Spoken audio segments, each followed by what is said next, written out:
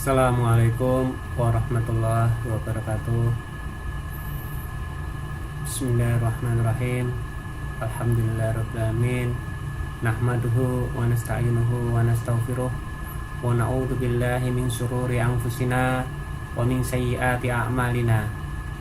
May yahdihillah faman yudhillalah wa may yudlil fala hadiyalah. Asyhadu an la ilaha illallah wahdahu la syarikalah lahul mulku wa lahul hamdu yuhyi wa yumitu wa huwa ala kulli syai'in qadir. Allahumma sholli wa sallim wa barik alal mursalin wal anbiya wal malaikati wal mu'minun. Rabbi shrahli sadri wa yassirli amri wahlul 'uqdatam min lisani yafqahu qawli. Saudara-saudaraku semua yang dirahmati Allah, pada hari ini kita membahas tentang bersyukur. Kenapa? Karena orang yang bersyukur itu sangat sedikit di muka bumi ini. Dan banyak ayat-ayat yang menjelaskan bahwasanya tentang bersyukur ini Allah menjelaskan bahwa hanya sedikit di antara manusia yang bersyukur kepadaku. Ya, saudaraku semua, penting buat kita seperti itu. Kenapa? Ketika kita berdoa, kita membaca Auzubika limatillahi tamatila yujawizuna barun wala fajirun min sari ma yaliju fil ardi makhruju minha wa yanzilu minas samai wa makhruju fiha wa min fitalillahi wan nahari wa min tuarikilali wan nahari illa tariqon yatruku bi khairin ya azizul jabbar. Itu juga menunjukkan rasa syukur yang dalam kepada Allah dari kalimat-kalimatnya yang sempurna. Jadi aku bersyukur kepada Allah, aku berlindung kepada Allah dengan kalimatnya yang sempurna dan tidak dapat dilangkai oleh orang baik, apalagi oleh orang jahat. Yang jahat itu termasuk setan dan iblis serta jin di dalamnya. Sayangnya kita mungkin belum memahami kalimat yang dibaca itu. Maka pentinglah buat kita pemahaman mengenai tentang ayat-ayat itu sendiri. Jadi saudaraku semua, barangkali Mas Joko bisa membacakan surat 34 ayat 13. Surat ayat 13. Para jin itu membuat untuk Sulaiman apa yang dikehendakinya dari gedung-gedung yang tinggi dan patung-patung dan piring-piring yang besarnya seperti kolam dan periuk yang tetap berada di atas tungku. Bekerjalah hai keluarga Daud untuk bersyukur kepada Allah, dan sedikit sekali dari hamba-hambaku yang berterima kasih. Itu kalau kita amati, mungkin kita bisa miring pikirannya juga ya. Orang dibantu jin, tapi di belakangnya ayatnya menjelaskan bahwa orang itu suruh bersyukur. Nah, pandangan yang mungkin jadi berbeda ketika kita datang ke seseorang, yaitu orang yang memang dibantu oleh jin, banyak di muka bumi. Kira-kira kalau seperti itu, dia juga banyak bersyukur, bagaimana itu? Sementara papi siratan minta tolong sama kusangkan, langsung 0.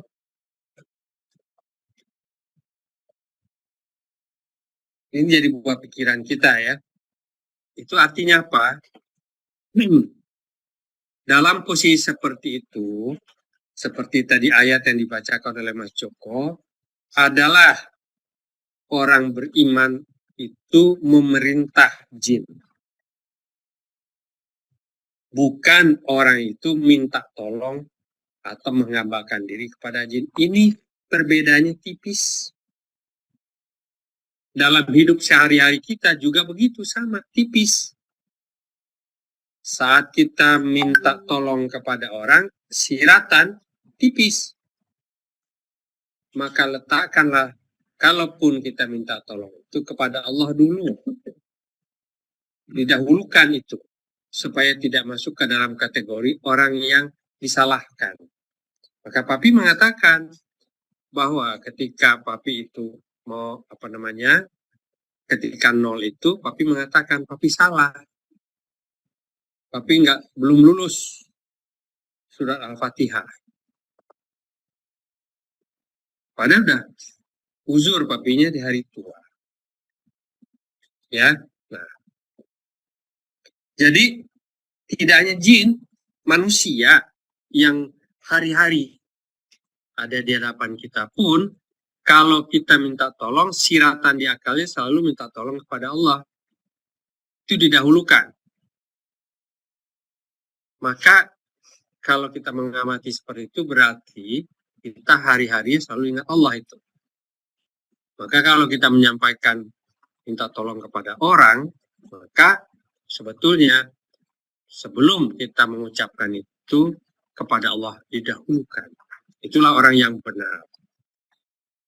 Nah, maka kemudian ketika Sulaiman memerintah ya para jin untuk membuat bangunan gitu. Itu bahasanya jin tolong, bukan begitu. Kamu aku perintahkan membuat bangunan-bangunan tinggi yang menjulang. Nah, begitu. Bisa macokok sama jin begitu. Ini minta kepala kerbau. Iya, kamu minta saya minta kepala kerbau dulu, saya nggak mau. Iya begitu. Dia selalu tawar-menawar. Dan tidak pernah langsung iya. Kecuali memang kita sudah menjadi rajanya. Dia nggak akan ada tawar-menawar, udah. Tunduk taat pada perintah. Ilmu namanya. Ilmu pengetahuan yang diberikan kepada seseorang. Maka di belakangnya bahasanya adalah supaya kamu bersyukur di ayatnya. Kenapa begitu? Karena banyak orang yang sombong. Sudah berilmu, nanti kemudian lupa kepada Allahnya dan lupa bersyukur. Nah, itu dia ya. Jadi yang paling pokok, yang paling terpenting di kita itu adalah yang seperti tadi. Yaitu kita jangan lupa untuk selalu bersyukur kepada Allah. Nah, kalau kita membaca surat 16 ayat 53. Ya. Ayat 53. Dan apa saja nikmat yang ada pada kamu, maka dari Allah lah datang. Dan bila kamu ditimpa oleh kemudaratan, maka hanya kepadanya lah kamu meminta pertolongan.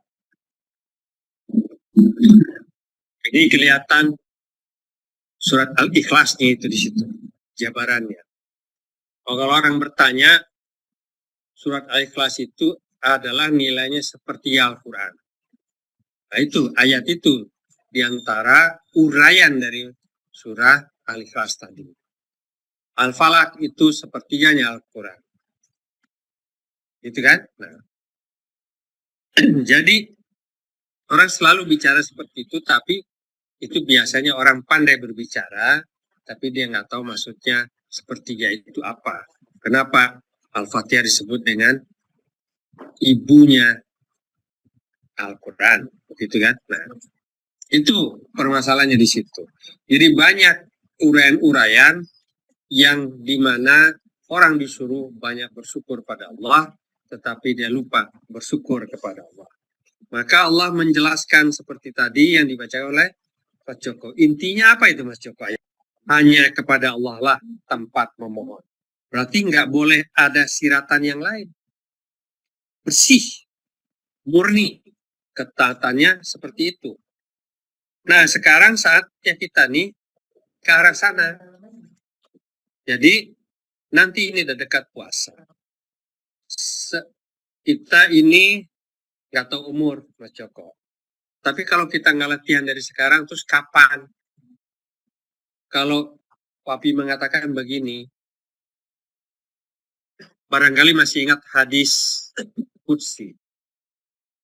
wahai hambaku, jika kamu telah berumur 40 tahun, dan kamu juga tidak sadar juga kepadaku, begitu, tidak memohon kepadaku, memohon 40 tahun nih, maka bersiap-siaplah masuk neraka. Nah, waduh, kalau udah 50 gimana Pak Ari? Ya apalagi 40 aja suruh siap-siap. Mas Yono sekarang berapa? 45 ada? Udah ya, Mas Yono? Mas Dono? Hah? Lewat itu. Udah 40 ya. Maka itu ayatnya begitu. Diskusi itu kan perkataan Allah yang wahyu Allah yang tidak dibuka dengan Al-Quran, tapi di luar Al-Quran. Kebenaran gitu. Benar ayat itu. Kalau tidak juga sadar, maka bersiap-siap. Itu artinya bahwa orang itu banyak lalainya, banyak kepada urusan-urusan dunia. Nah, oke. Jadi kita sudah paham satu persatu ayat tadi. Semoga nanti banyak bersyukur dan cara bagaimana nanti kita uraikan ya. Tapi ini satu persatu dulu. Kita lihat surat 2158. Sesungguhnya Safa dan Marwah adalah sebagian dari syiar Allah. Maka barang siapa yang beribadah haji ke Baitullah atau berumrah, maka tidak ada dosa baginya mengerjakan sa'i antara keduanya. Dan barang siapa yang mengerjakan suatu kebajikan dengan kerelaan hati, maka sesungguhnya Allah Maha mensyukuri kebaikan lagi Maha mengetahui. Itu uraiannya tentang Safa Marwah ya, haji ya. Nah, sekarang perhatikan baik-baik bahasa Allah itu. Sesungguhnya Safa dan Marwah adalah sebahagian dari syiar Allah. Syiar. Ya orang pergi majelis, saya menyampaikan ini juga syiar. Tetapi Allah meletakkan satu hal yang kita harus pahami. Supaya kita tidak meremehkan ayat Al-Quran. Sungguhnya Safa dan Marwah adalah sebagian dari syiar Allah. Nah, Allah yang mensyiar itu, bukan saya. Syiar Allah. Allah menyampaikan perkataannya, kira-kira begitu bahasanya. Maka barang siapa beribadah haji ke Baitullah atau berumroh, tidak ada dosa baginya mengerjakan sa'i di antara keduanya.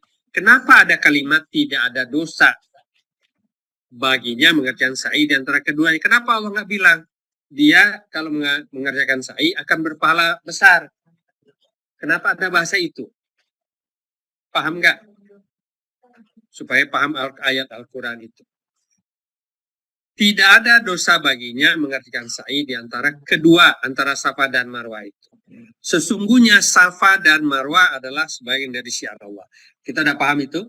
Paham ya? Bahwa itu Allah yang mensiarkan itu. Apa arti kata syiar?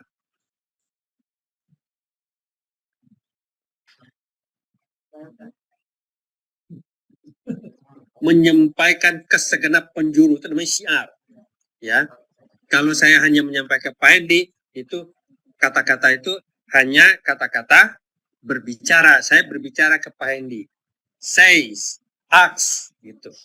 Kalau syiar sudah beda. Syiar itu harus pakai mic tuh. Orang banyak mendengar, itu syiar namanya. Sampaikan seluruh penjuru langit dan bumi, syiar. Itu namanya. Maka Allah menyampaikan seluruh penjuru langit dan bumi dan malaikatnya dan manusia, termasuk kaum jin dan seterusnya. Ini syiarku. Itu maksud syiar itu.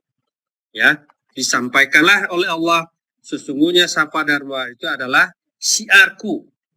Begitu. Ke seluruh penjuru. Maka barang siapa beribadah haji ke Baitullah atau berumroh, tidak ada dosa baginya mengerjakan sa'i di antara keduanya. Kenapa Allah mengatakan tidak ada dosa baginya mengerjakan sa'i di antara keduanya? Karena dulu ada yang menganggap itu pekerjaannya Siti yang lari sana lari sini. Elah ngapain ngikut-ngikutin Siti Hajar? Kamu kan laki. Maka Allah menyanggah bahasa itu. Tidak ada dosa bagimu mengerjakan itu. Kalau tidak ada orang yang dulu berbicara begitu, Allah tidak akan berbicara juga begini. Membuat sanggahan. Tidak berdosa kamu mengadakan itu. Juga bukan tapak nilas. Tetapi ada jiwa di situ. Itu maksudnya. Jiwanya apa? Ketakwaan. Berlari sana, lari sini. Ya Allah, aku haus. Air. Anakku kehausan. Zam. Maka sebut air zam-zam itu. Gara-gara itulah, maka Allah memerintahkan Ismail menghentakkan kaki, memancurlah. Yang disebut sekarang air zam-zam itu. Maka itu diminum tidak ada habis-habisnya oleh manusia yang datang ke situ. Apa tidak bersyukur pada Allah? Kagum sajalah dulu, nggak usah bersyukur. Kagum bahwa ada satu peristiwa yang tidak kita sangka. Dan Allah menciptakan itu. Siapa yang kagum dengan Lapindo? Karena nggak dipikirkan. Yang ada di otak manusia itu adalah kejahatan. Yaitu Lapindo itu dulu kejahatan Abu Rizal Bakri menggali gitu ya. Tahu terjadi seperti ini zamannya PSBY. Begitu kan dulu. Disebut azab. Kenapa disebut azab?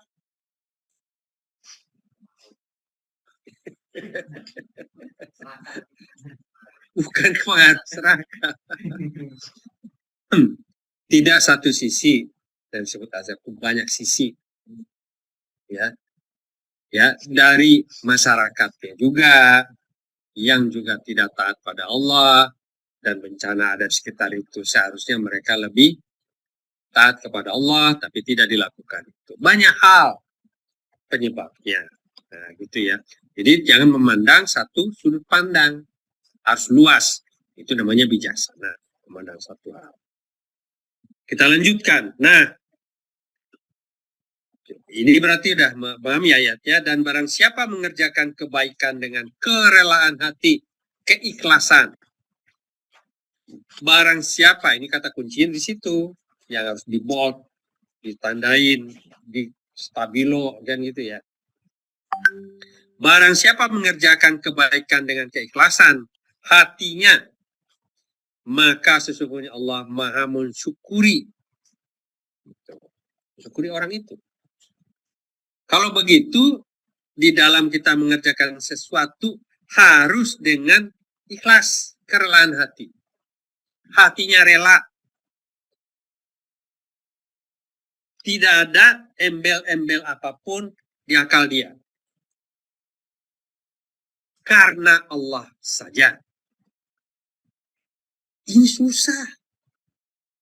Tetapi kalau kita nggak latihan, nggak bisa. Kalau kita tidak belajar, tidak bisa. Kalau kita tidak praktek, tidak bisa. Orang memberi sesuatu hal saja, masih milih-milih kok itu. Ada uangnya itu 1.000, 2.000, 5.000, 10.000, 50.000. Tuh, kan gitu ya. Begitu dicabut, mau yang dicabut 1.000 atau 2.000, yang tercabut 50.000. Masukin lagi, keluarin lagi 100.000. Hanya orangnya kelewat udah, orang minta-minta. Aduh, nggak jadi ngasih. Pada programnya itu 2-3 orang satu hari. Orangnya pergi. Cabut lagi, aduh, kecabut 1.000. Sayang masa ngasih 1.000. Kayaknya orangnya butuh banget. Coba kan bolak akalnya tidak ragu-ragu ya. Mau ngasih yang kecabut 1.000. Kasihan orangnya barangkali butuh. Kasih 2.000 tanggung, yang pasti 5.000 sama 10.000. Tapi kenapa yang keluar 100.000 sama 50.000? Nah ini. Saya berharap pada pesan ya kepada saudara-saudaraku, ikhwan semua, agar banyak-banyaklah bersyukur kepada Allah, dan ingatlah bahwa Allah itu senang, rindu kepada orang yang bersyukur kepada rindu. Tahu rindu? Terharu juga Allah itu ada di antara hambanya yang banyak bersyukur. Suka dan senang. Maka perbanyaklah bersyukur pada Allah. Di antara salah satunya adalah tangannya di atas. Bentuk dari bersyukur. Ya. Semanapun kita susahnya, kita harus banyak bersyukur pada Allah. Wabillahi taufiq wal hidayah. Wassalamualaikum warahmatullahi wabarakatuh.